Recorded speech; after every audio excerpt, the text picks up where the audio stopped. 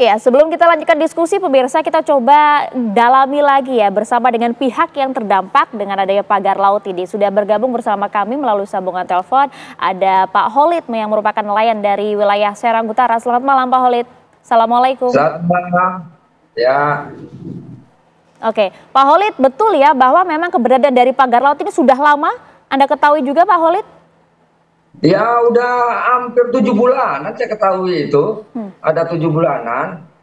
Oke, kalau menurut Ya. Anda ini termasuk nelayan yang diuntungkan atau dirugikan Pak dengan adanya pagar laut ini? Ya dirugikan lah. Dirugikan.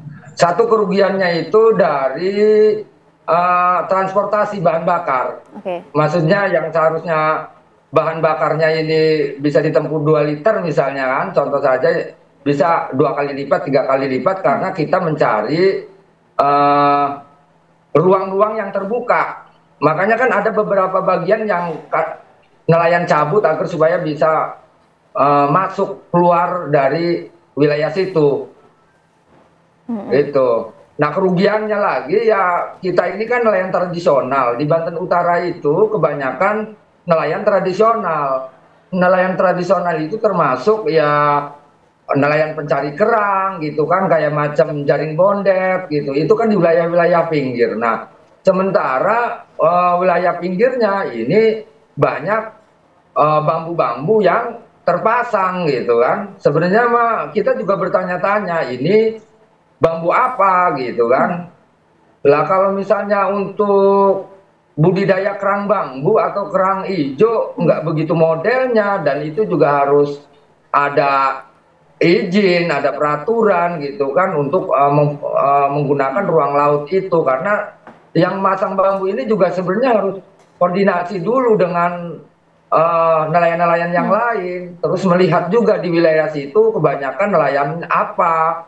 Ya kalau misalnya di laut saling mengganggu juga nggak boleh, ada hukum nelayan juga di laut itu. Pak Holid. Nggak boleh yang nanti kemudian kita gara-gara misal contoh kita masang bagan nih, bikin bagan, nelayan bagan. Itu juga harus melihat retorial wilayah-wilayah yang sekira-kira kalau itu mengganggu perjalanan nelayan nggak boleh. Nelayan juga marah gitu. Misalnya anggap nih bikin bagan, kita minta izin.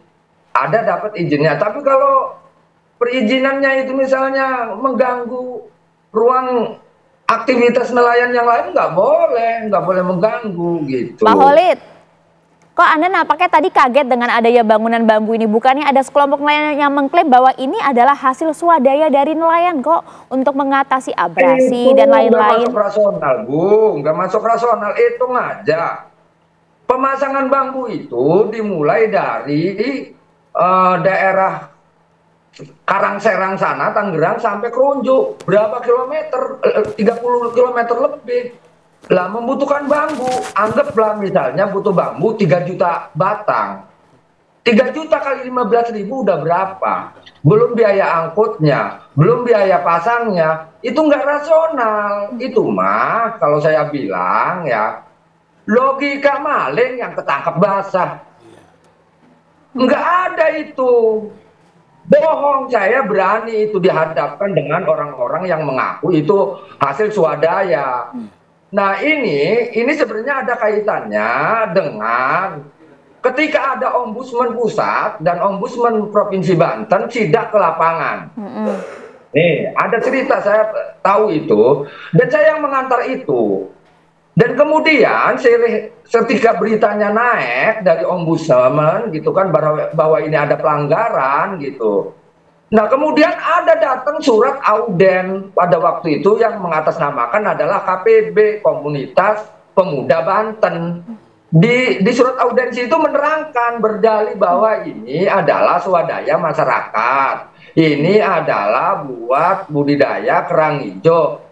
Enggak model metodenya seperti itu. Artinya gini, kalau alasannya buat rumpon udang misalnya kan, saya belum pernah menemukan metode rumpon udang seperti itu. Buat pemecah gelombang, enggak seperti itu modelnya pemecah gelombang itu. Buat misalnya rumpon cumi juga ada metodenya, bukan seperti itu. Buat budidaya kerang bambu juga enggak model seperti itu. Karena saya juga pembudidaya kerang hijau, buat budidaya rumput laut misalnya. Bukan modelnya seperti itu juga. Pak Khalid. Ya, Pak Khalid, Gitu. Anda dan juga rekan-rekan nelayan lainnya apakah sudah pernah melaporkan hal ini kepada pihak pemerintah ataupun juga pihak-pihak tertentu yang terkait kalau kemudian Anda merasa resah dengan adanya pagar laut ini? Sudah. Saya sudah mencoba audensi ke DKP provinsi, kelautan provinsi, dan mereka tahu dan mereka juga sudah bilang bahwa ini adalah tanpa izin dan ilegal. Kapan itu, Pak? Kapan itu, Pak? Masalah pemagaran laut itu. Kapan itu, Pak? Kapan waktunya? Sekitar sebulan kemarin. Oke. Ya. Nah, kemudian dari DKP mengatakan, ya kami hanya bisa melaporkan. Pada waktu itu ya hanya bisa melaporkan, kemudian saya nggak tahu melaporkan kemana. Ke atasannya ini, atasannya kemana, saya nggak tahu. Yang jelas DKP juga udah tahu gitu. Baik, Pak Khalid. Ombudsman pusat juga udah tahu. Ya, oke. Langsung saja kalau begitu kami konfirmasi kepada staf khusus Kementerian Kelautan dan Perikanan. Sudah ada Mas Doni. Mas Doni, respon Anda, ini keresahan langsung dari nelayan, Pak Khalid. Ya kan kami sudah menjawab keresahan itu dengan menurunkan tim PSDKP sesuai instruksi dari Pak Menteri. Hari Kamis kita melakukan penyegelan. Tapi saya ini kan kita pemerintah, Mbak. Pemerintah itu ada birokrasi yang berjalan. Jadi sebenarnya untuk sumber daya kelautan di bawah dari 0 sampai 12 mil itu kan wewenang pengawasannya itu ada di pemerintah daerah, dalam ini pemerintah provinsi gitu loh. Pemberian izinnya PKKPRL-nya di KKP. Nah, ini kan semuanya berproses. Kita tahu kok yang itu kita sama DKP itu sama Kadisnya itu kita ada beberapa kali pertemuan, kita cek dulu. Ini tapi masalahnya kan ini tidak bisa kita sebagai pemerintah tidak bisa gebiak uyah gitu loh. Karena ya ini yang kita antisipasi. Ada yang bilang nggak setuju, tiba-tiba ini ada kelompok yang setuju, gitu kan? Ini kan patokan kita adalah hukum, Mbak, di negara ini. Nah, inilah kenapa kami, kalau orang kan selalu bicara ngapain disegel, langsung aja bongkar. Ini kita ada proses-proses tahapan ya, hukumnya seperti ini gitu loh, gitu. Nah, ini kan kita sudah tunjukkan negara itu ada. Jadi kita harap semua pihak juga melihatnya secara objektif. Ada tugas-tugas dan fungsi dari setiap unsur pemerintah daerah juga, pemerintah pusat juga, mana yang urusan daerah, mana yang pusat. Nah, kita sinergi untuk membereskan ini. Itu, Mbak. Mas Doni, izin saya bertanya, menyampaikan keraguan publik ya soal masa tunggu 20 hari ini. Ya. Soal yang sudah dikatakan sama Mas Doni tadi itu soal aturan dan lain sebagainya. Justru dengan penjelasan itu muncul keraguan gitu. Ini kita ini mau sebatas nyegel saja, ya kan? Atau membantu mereka mengurus izin gitu. Maaf Pak, putus-putus Pak.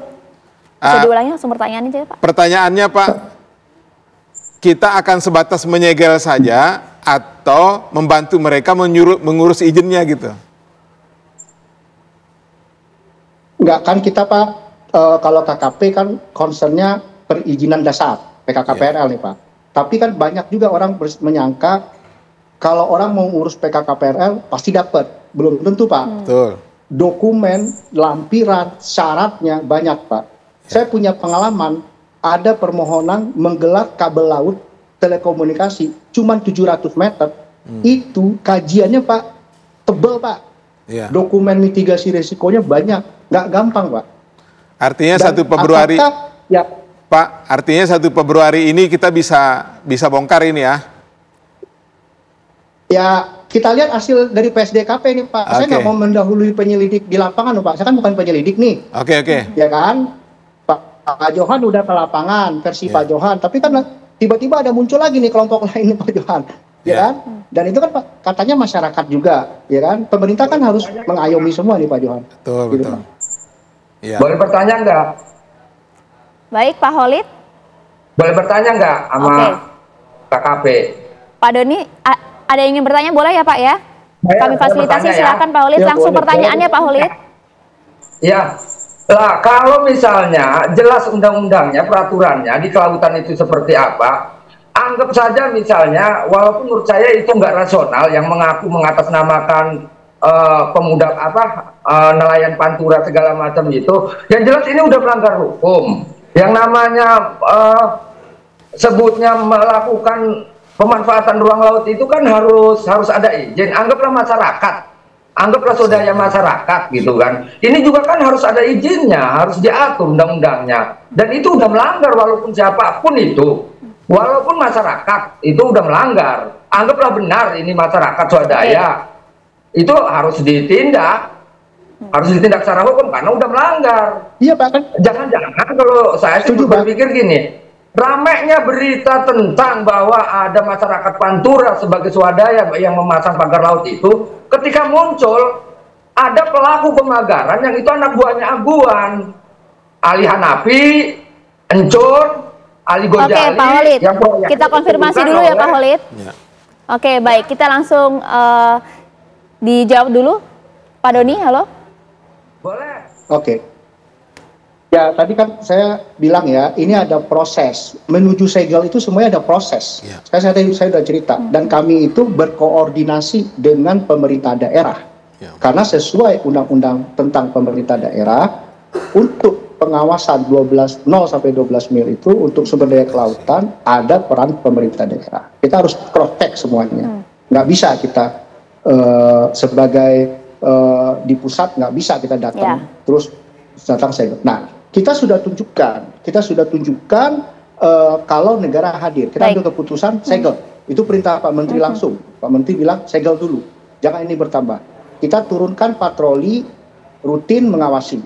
Ya, tadi yang saya nggak mau menanggapi sampai yang tadi Pak Holid itu, tapi kan kita yang penting sekarang negara sudah hadir Pak. Oke, kita tunggu saja prosesnya begitu Pak Doni ya. Semua pihak. Tunggu 20 hari. Iya. Ini kan lagi ada proses hukum. Kalau udah proses hukum, kita nggak boleh campur sama opini publik. Nanti itu malah menjadi kemana-mana. Kita bicaranya hukum aja Pak. Nanti mari kita kawal bersama, kita lihatlah gitu loh. Hasil penyelidikannya apa gitu loh. Gitu Pak. Oke, kita coba akan tunggu nanti bagaimanakah proses yang saat ini sedang dilakukan penyelidikan dari pihak KKP dan juga tentunya jika kemudian ada pelanggaran di sana pemerintah sudah berjanji akan menindak hal ini. Kita akan coba lanjutkan nanti diskusi ini usai jeda. Terima kasih banyak Pak Holid sudah bergabung bersama kami di Apa Kabar Indonesia Malam. Semoga ada hal baik yang nanti warga nelayan di sana. Terima kasih Pak Holid. Kami kembali usai jeda sesaat lagi di Apa Kabar Indonesia Malam.